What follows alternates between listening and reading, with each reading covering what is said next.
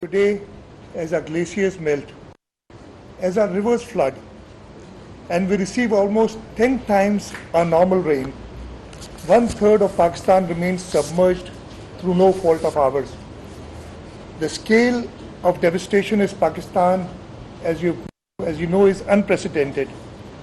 We've lost entire towns. Fertile lands have become lakes.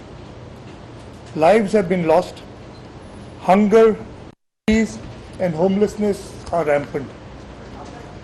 We continue to fight as we struggle to provide rescue and relief for the 33 million displaced Pakistanis. Today, we are paying an incredibly steep price for mistakes that we did not commit. We are victims of a grievous crime committed by developed nations that has developed and continue to develop at the cost of the environment, a cost that we are paying.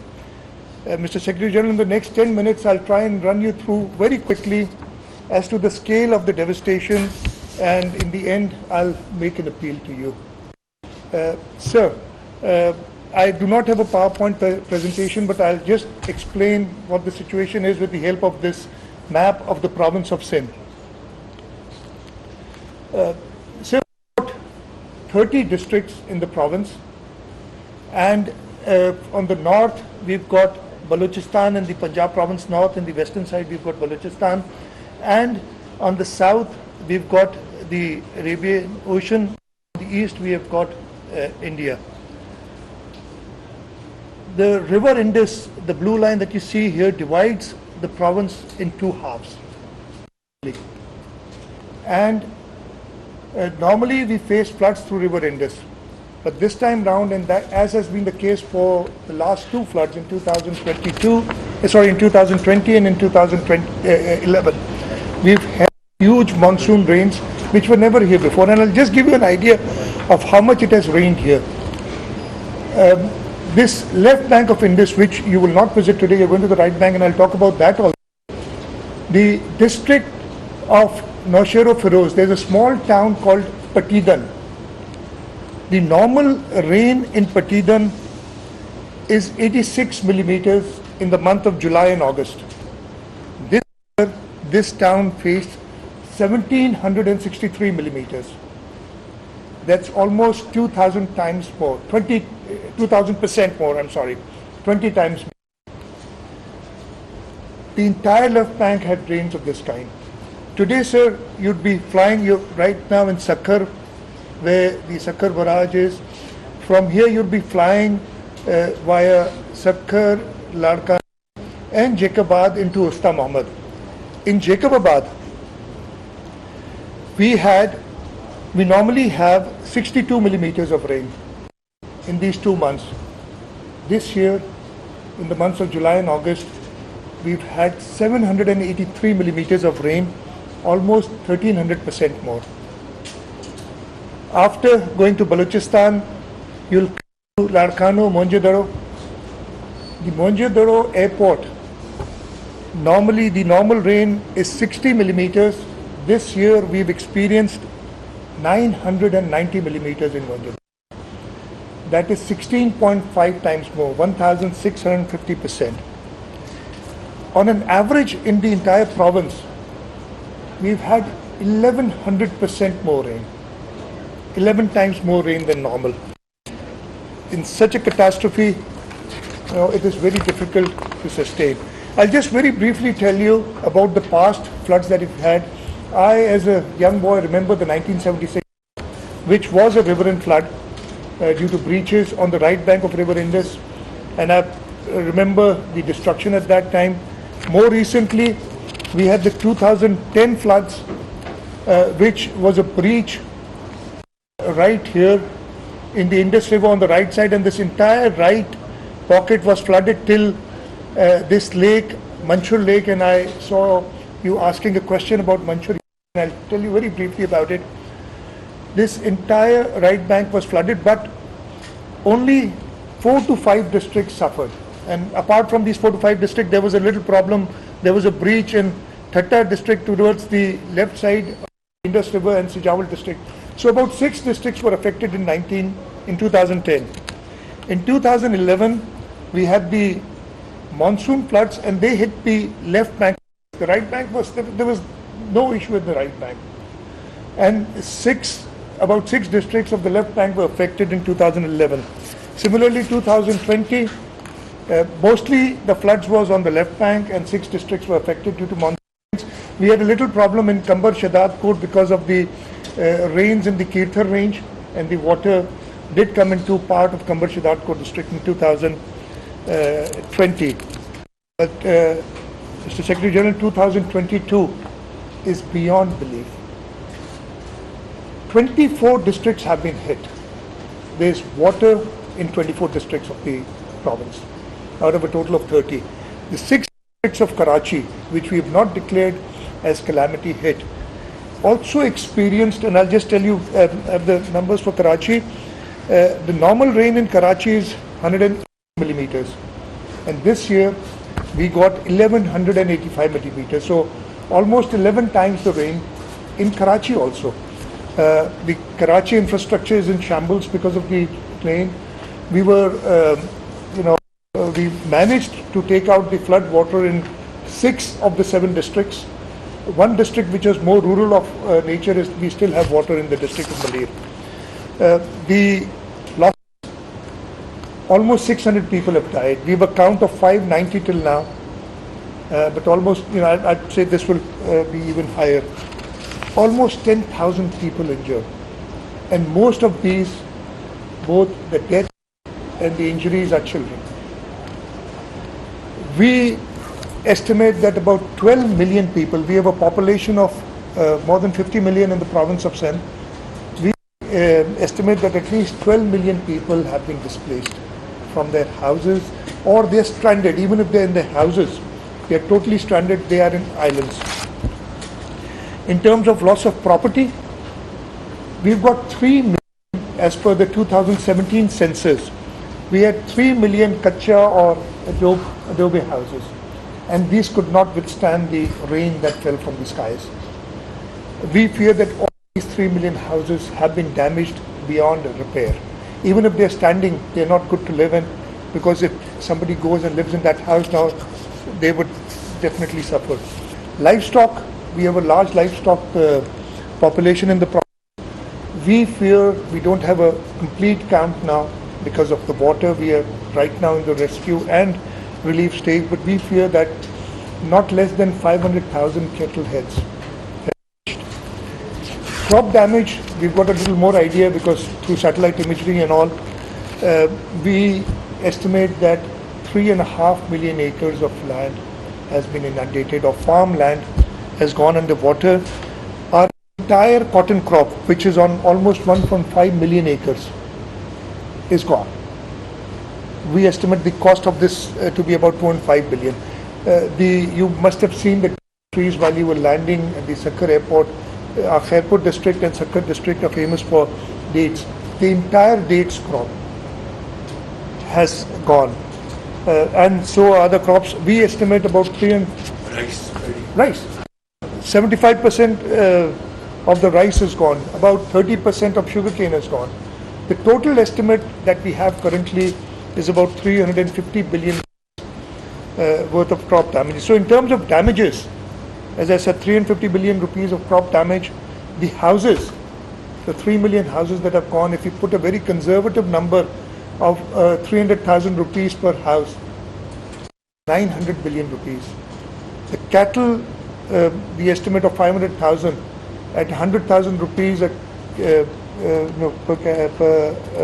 head per animal, it's 50 billion rupees. So these are the losses of the personal losses to people. What we want immediately right now, I'll just go straight to what we need.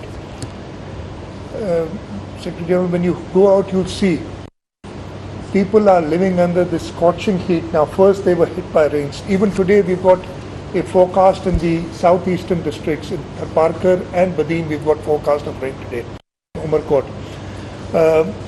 First they were under these torrential rains. Now they are in this scorching sun. We've tried to arrange tents. We've tapped every source in the country. We've got some relief friendly countries. The civil administration, the provincial government, the federal government, the armed forces, all of us are working together. But we still need for the current about 1.5 million more tents or tarpaulin sheets, because we use them as tents for shelter. Mosquito nets. We've tried, the Prime Minister was kind enough, he promised 1.5 million tents, and the NDMA is distributing those. And we've sourced another almost 2 million tents of our own. But despite that, right now we are short of 2 million mosquito nets. We are short of 2 million mosquito nets. The animals are dying because of mosquito bites. We need at least 1 million animal mosquito nets. Rations we are arranging ourselves.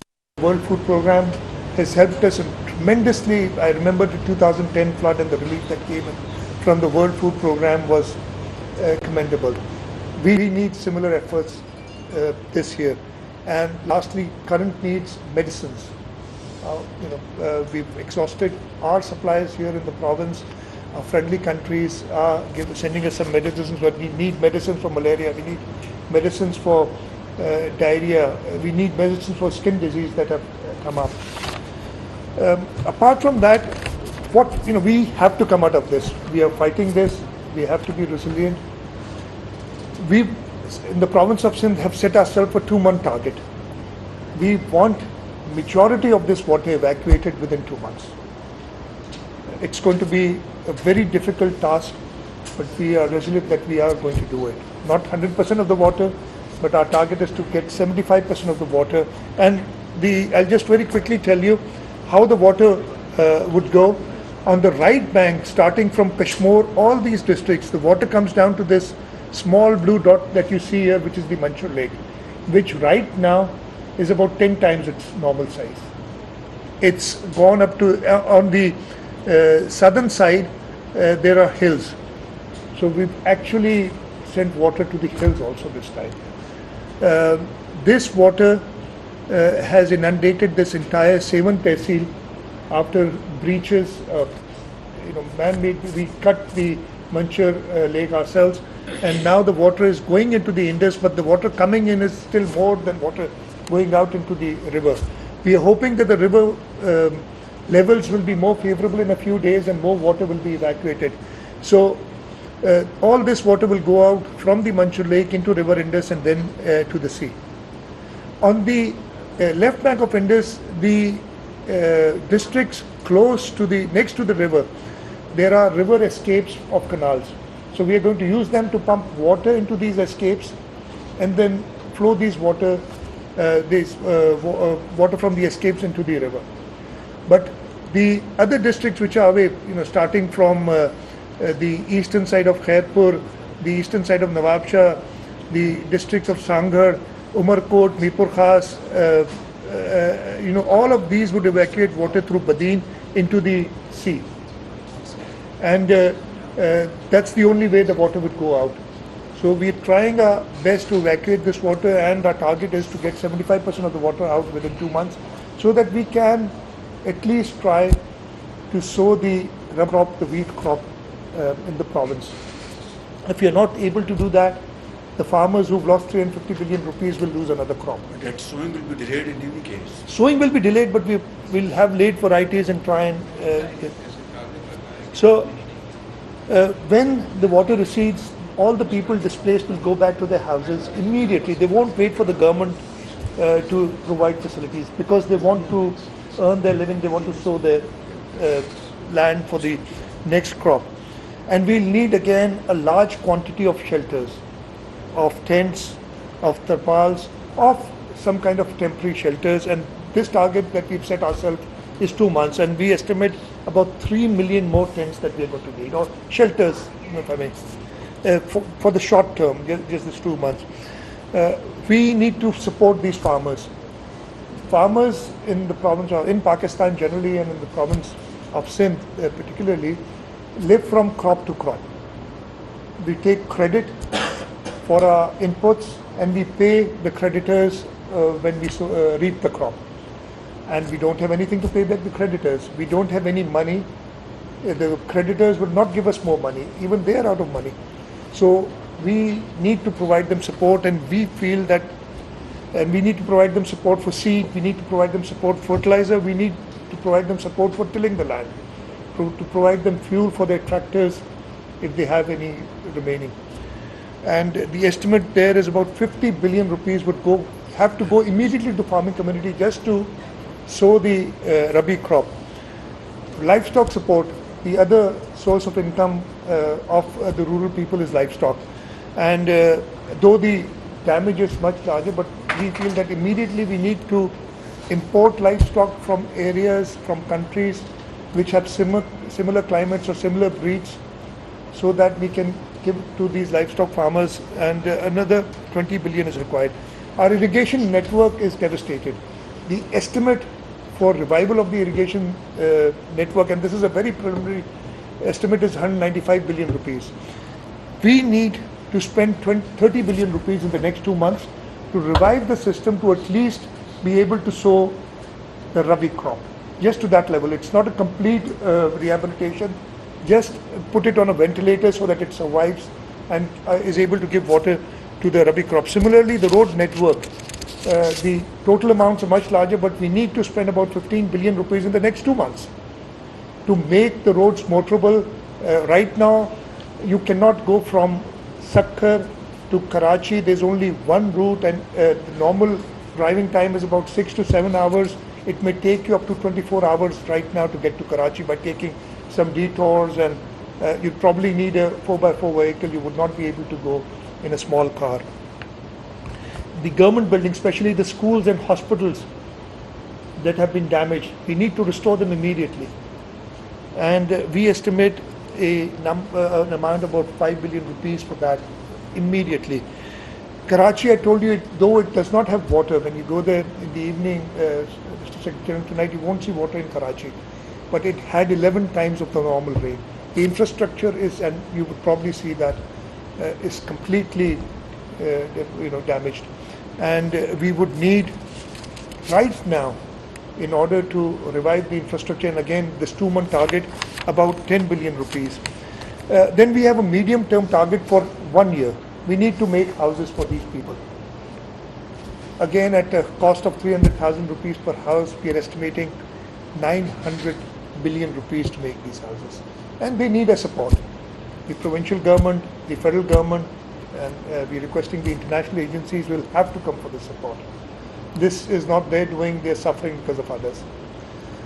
As I said, irrigation network, we expect to spend another 165 billion rupees just to revive it to where it was on the 1st of July 2022. The road networks, to revive it again, to bring it to where it was on the 1st of July 2022, we need 45 billion, another 10 billion for government buildings, and the Karachi infrastructure, 10 billion we need immediately, and another 60 billion we estimate in the next year to make it livable, if I may. I'll just try and end quickly. Ultimately, we need to upgrade our irrigation and drainage infrastructure. We cannot withstand these. We were not built for 10 times the rain. I don't think we'd be able to build the infrastructure for 10 times the rain, but at least we can endeavor to drain out the water quicker than what it takes now. This is a very rough estimate. We need 1 trillion rupees to upgrade the irrigation infrastructure. Raise the dikes. The flood protection bund, which protects us from the hill torrents, was breached at 5 or 6 places. And we raised it after 2010 by 5 feet or 6 feet. But it breached at 6 places. So we need to strengthen that. The river dikes need to be strengthened. This year we had just a heavy flood, not a super flood. We had 600,000 cusics at Guddu Barrage roughly.